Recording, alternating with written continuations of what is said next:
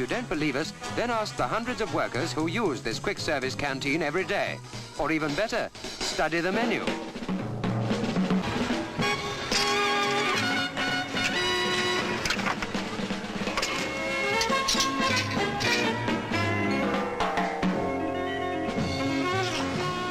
Incredibly, it wasn't until 1952 that the vending machine business really started to grow.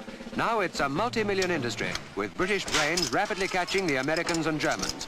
Round-the-clock service, automatic supermarkets, these are the realities which are emerging. It will all be so simple, in fact, as dialing a number.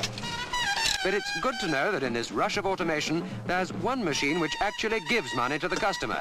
Soon there won't be any need to litter our streets with empty bottles. Just feed them into the machine if you want a refund.